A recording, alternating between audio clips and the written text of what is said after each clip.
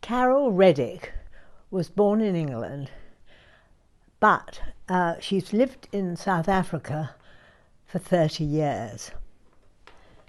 This rather charming berries painting, it's called Blackbird Berry, Psychotria capensis, and it's used for hedging and also just as a very pretty little ornamental.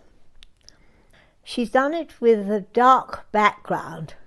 It's essentially looking into a hedge, and I think it's very attractive. She was taught by Vicky Thomas, as so many of the artists in South Africa have been.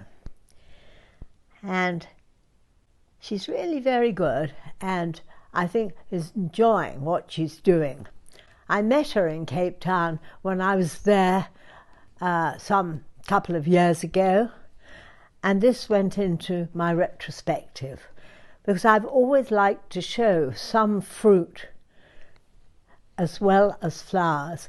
Sometimes it's possible to show flowers and fruit in the same painting, but not in this one. Anyway, I hope you enjoy it.